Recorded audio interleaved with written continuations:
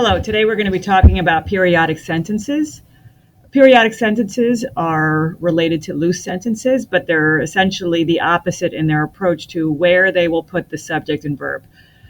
Periodic sentence will delay the main idea or the complete thought of the sentence until the end of the sentence, and that's why it's called periodic. It comes close to the period. In a periodic sentence, the main idea will always come last. There's a few different rhetorical functions of a periodic sentence.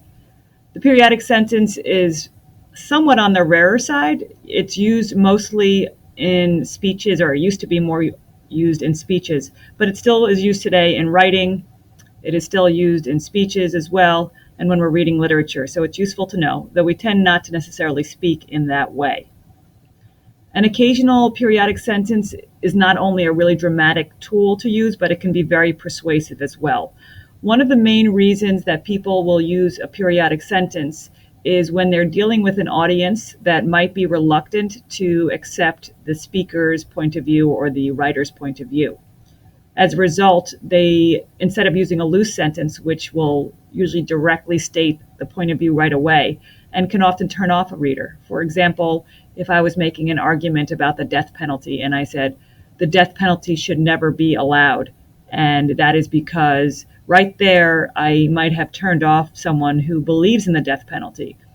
Whereas if I use a periodic sentence and I list multiple reasons ahead of time, such as, if we really value human life in every state of the country, then the death penalty should not be allowed in this nation.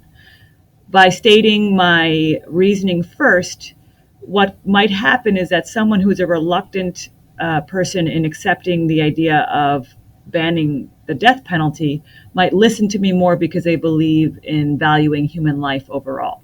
So a lot of times people who are using periodic sentences will hold off that main idea until after they've listed their evidence because it can be a little bit more persuasive. It will also slow the pace of an argument down. Those longer, more convoluted sentences that we have looked at previously will be ones that tend to be periodic because the main idea is being built up to more gradually. Here are a few examples of periodic sentences. After he heard all of those people, I don't think I could ever really trust him again. So here we see that in the beginning of the sentence, an explanation or a description or a characterization of the person being described. It's someone who hurt others. And so it's a justification for the second part of the sentence, which is the main idea, that the narrator doesn't think that he or she could ever really trust that person again. In the second sentence, it says, even though they were tired, cold, and losing hope, our forefathers fought against larger armies, brutal weather, and their treacherous spirits to earn us the freedoms we have today. So in this sentence, they described the state of mind in the beginning of the sentence, and it gives kind of a setting of what our forefathers had to go through in the beginning by describing them as tired, cold, and losing hope. And then that's contrasted in the second part, or the main part of the sentence, which is where it lists how our forefathers fought against larger armies, the weather, and their treacherous or betraying spirits to gain us the freedom we have today. So again, that's kind of setting things up and almost setting up a contradictory idea so that we could see how far our forefathers went. And it makes it more persuasive and makes us more appreciative of their efforts. And then finally, in the last sentence, it says, if you believe in the American ideals of individual freedoms, of autonomy over one's body, of the right of every individual, men and women, to life, liberty, and the pursuit of happiness, then you will not pass the bill that limits a woman's right to choose.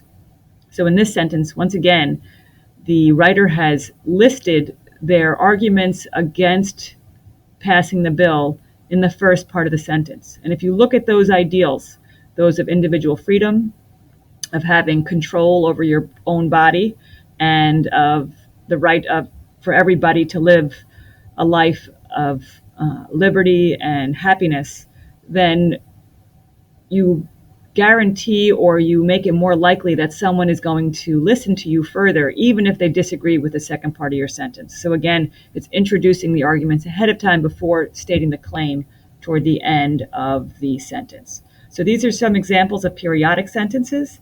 Again, they're contrasted with loose sentences, and used together, they both can help to control the pacing and communicate your ideas. And I would say having one next to the other is sometimes very effective, especially if you have surrounded loose sentences with a periodic sentence or vice versa.